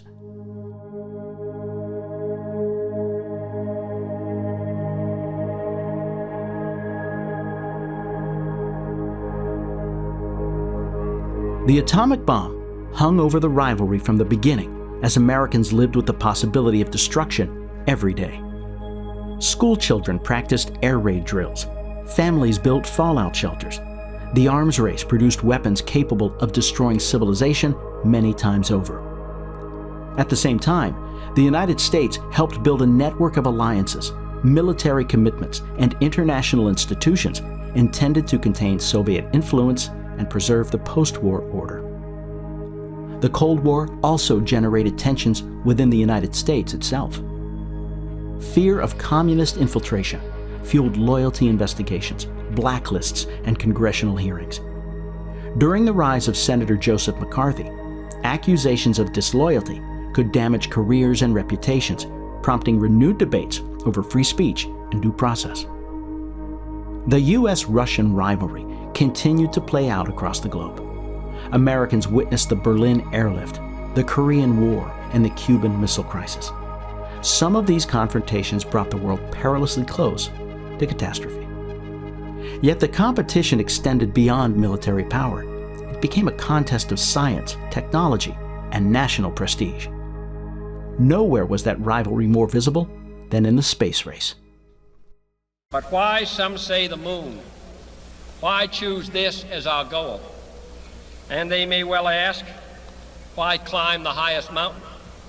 Why, 35 years ago, fly the Atlantic? Why does Rice play Texas? We choose to go to the moon. We choose to go to the moon.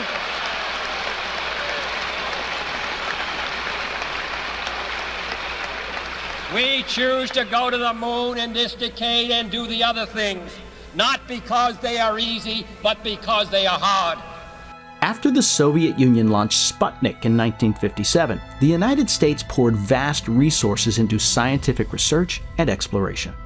The effort culminated in July 1969 when Apollo 11 carried human beings to the surface of the moon. I'm going to step off the limb now.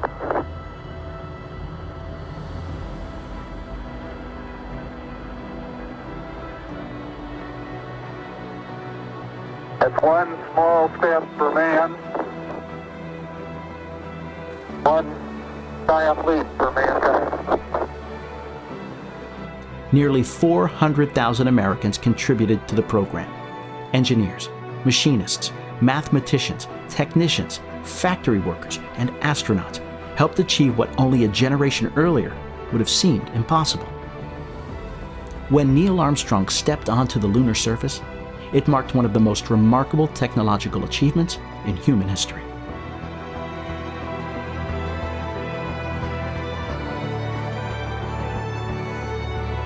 The Cold War shaped American life in countless ways. It fueled innovation, strengthened the nation's global reach, and left a lasting imprint on politics, culture, and technology. Yet amid these transformations, an older question remained unresolved. Millions of Americans still lived under systems of segregation and discrimination that stood in direct conflict with the guarantees written into the Constitution after the Civil War.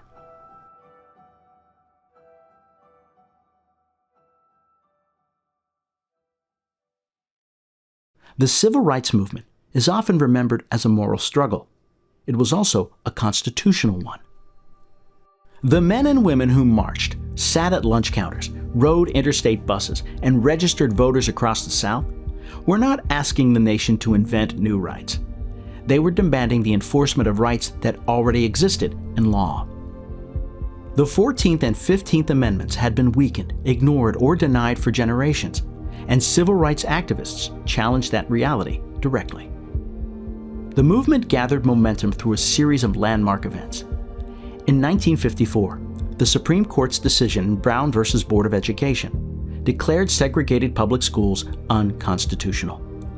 The following year, Rosa Parks' refusal to surrender her seat on a Montgomery bus helped spark a boycott that brought a young minister named Martin Luther King Jr. to national prominence. The struggle spread. Federal troops escorted black students into Little Rock Central High School. Freedom riders challenged segregation in interstate travel. Demonstrators faced police dogs and fire hoses in Birmingham. Hundreds of thousands gathered in Washington, D.C., where King delivered his I Have a Dream speech. In Selma, peaceful marchers demanding voting rights were attacked on national television. Through boycotts, court cases, demonstrations, voter registration drives, and acts of civil disobedience, activists forced the country to confront the gap between its laws and its practices. Many paid for it with imprisonment, violence, or their lives. The movement helped produce some of the most significant legislation in modern American history. The Civil Rights Act of 1964 outlawed segregation in public accommodations and employment discrimination. The Voting Rights Act of 1965 attacked barriers that had long prevented Black Americans from exercising the franchise. That same era reshaped the nation in another way. In 1965, Congress passed a new immigration law that abolished the national origins quotas established in the 1920s. Over the following decades, it transformed the country's demographics, opening the door to increased immigration from Asia, Latin America, Africa, and the Middle East. The victories were significant, but the struggle continued. In 1968, Martin Luther King Jr. was assassinated in Memphis. Like the abolitionists before them, civil rights activists drew upon the language of the Declaration of Independence, the Constitution, and the Reconstruction amendments to press their case. But the movements of the era did not stop with civil rights. Drawing on the same constitutional language, a new generation of women's activists pressed for equality in work, education, and the law. Congress passed the Equal Rights Amendment in 1972, though it ultimately fell short of ratification by the states. The following year, in Roe v. Wade, the Supreme Court recognized a constitutional right to abortion, a decision that would remain among the most contested in American life for decades to come. The decades that followed brought new victories, new crises, and new debates over the meaning of the American experiment. But no issue had divided the country more deeply than the Vietnam War.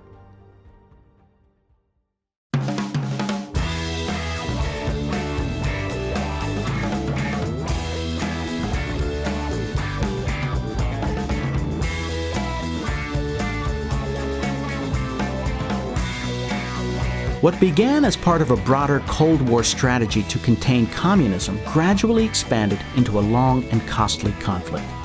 More than 500,000 American troops served in Vietnam. Tens of thousands would not return. As the war dragged on, public support eroded. Graphic images reached American living rooms through television broadcasts. Anti-war protests spread across college campuses in major cities. Many Americans began to question not only the war itself, but the credibility of the leaders directing it. That crisis of confidence deepened during the presidency of Richard Nixon. In 1972, operatives connected to Nixon's re-election campaign were caught breaking into the Democratic National Committee headquarters at the Watergate complex in Washington, D.C. What initially appeared to be a minor political scandal grew into a far-reaching investigation involving abuse of power, obstruction of justice, and efforts to conceal wrongdoing within the White House. Faced with likely impeachment, Nixon resigned the presidency in 1974. Watergate shattered public trust in government. Once again, Americans found themselves debating how a constitutional system should respond when those entrusted with power abuse it. At the same time, the political landscape was changing. A growing conservative movement gained influence, reaching its political peak during the presidency of Ronald Reagan, and reshaping debates over taxation, regulation, markets, and the role of government itself. Supporters saw a renewal of American confidence after the turmoil of the 1970s. Critics saw growing inequality and a retreat from earlier reform efforts. The arguments would continue long after Reagan left office.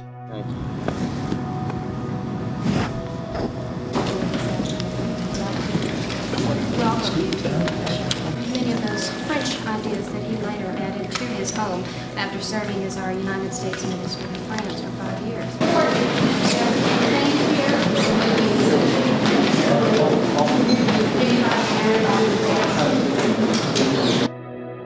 The Cold War continued until the unexpected collapse of the Soviet Union in 1991 left the United States as the world's sole superpower.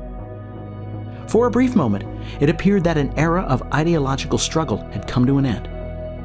Meanwhile, economic and technological change transformed everyday life. Globalization tied American markets ever more closely to the rest of the world. Manufacturing declined in some regions, while new industries emerged in others. Personal computers, the internet, and digital communication revolutionized how people worked, learned, consumed information, and connected with one another. But the attacks of September 11, 2001 shattered any sense that the post-Cold War world would be free of major conflict. Nearly 3,000 people were killed. Thank you all. Let's get him, George! I want you all to know. Can't go any louder. I want you all to know that America today is on bended knee in prayer for the people whose lives were lost here, for the workers who work here, for the families who mourn. This nation stands with the good people of New York City and New Jersey and Connecticut as we mourn the loss of thousands of our citizens. I can hear you.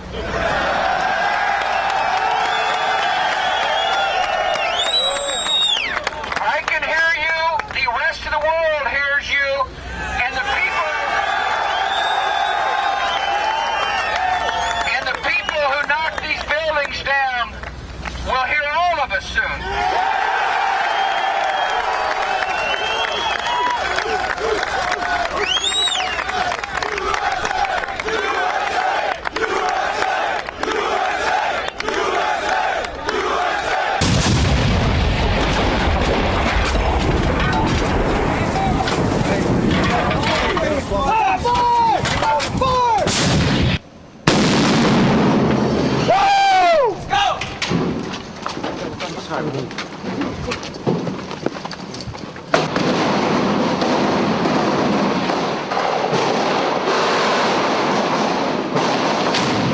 The United States launched wars in Afghanistan and Iraq, while debates over surveillance, executive power, civil liberties, and national security exploded.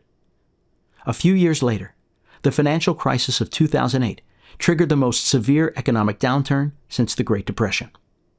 Millions lost jobs, homes, or savings. Confidence in institutions weakened, while political divisions deepened. In 2009, the United States inaugurated its first black president, Barack Obama. Less than a century and a half earlier, black Americans had emerged from slavery. Less than 50 years earlier, many had still been denied the vote across much of the South. Obama's election did not end the nation's debate over race, but it stood as a milestone few Americans could have imagined during the eras of slavery, Jim Crow, or even the height of the civil rights movement. The struggle over equality also continued to expand into new arenas. Following decades of activism, including a movement galvanized by events such as the Stonewall Uprising of 1969, LGBTQ Americans pressed for legal recognition and equal treatment under the law. In 2015, the Supreme Court's decision in Obergefell v. Hodges recognized a constitutional right to same-sex marriage nationwide, extending another set of legal protections to a group that had long faced discrimination. In 2022, the Supreme Court overturned Roe v. Wade, returning the question of abortion policy largely to the states and illustrating once again that constitutional debates once thought to be settled could reemerge generations later. Across these decades, Americans wrestled with issues that had shaped the Republic from the beginning: liberty and security, equality and power, rights and responsibilities, self-government and national authority. The circumstances were different. The questions remained.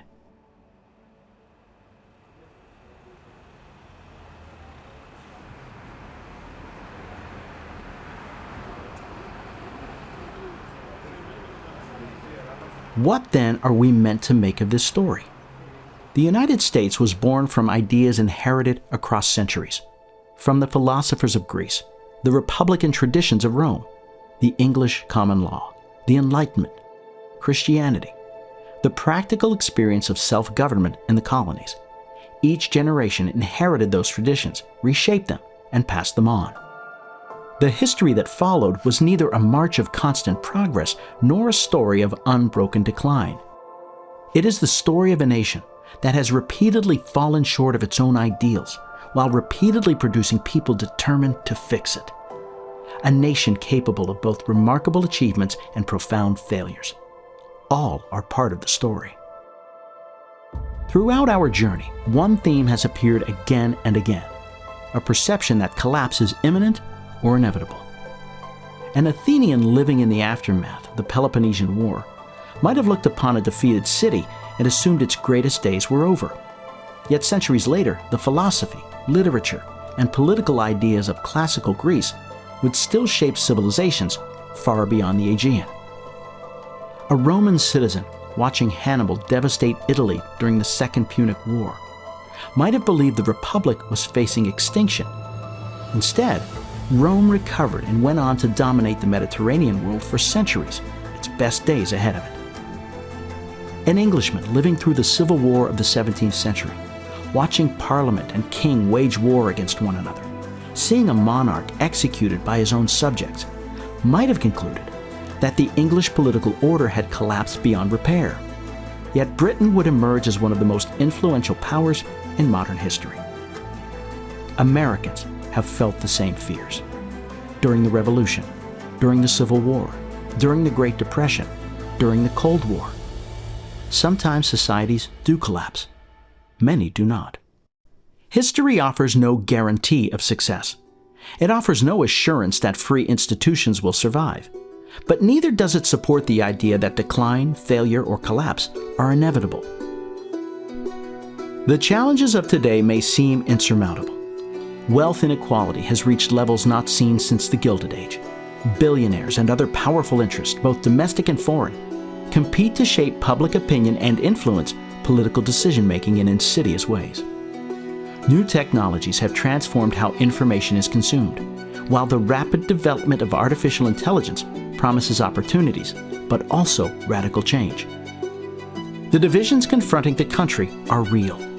Americans increasingly disagree not only on solutions, but on basic facts. Even the peaceful transfer of power, long considered one of the defining strengths of the constitutional system, has become a subject of debate and concern.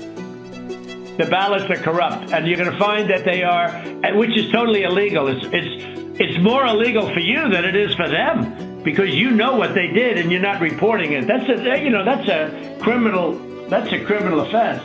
And you can't let that happen. That's a big risk to you and to Ryan, your lawyer. That's a big risk. So look, all I want to do is this. I just want to find 11,780 votes, which is one more than we have, because we won the state, and flipping the state is a great testament to our country.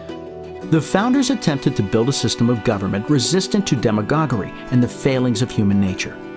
But in the end, the survival of the Republic still depends on us, a virtuous citizenry, committed to upholding the Constitution and the rule of law, a citizenry that is informed, educated, and engaged in the responsibilities of self-government. As Benjamin Franklin famously warned, America was a republic if you can keep it. We may not believe the republic can be preserved. We may not be certain it deserves to. And yet,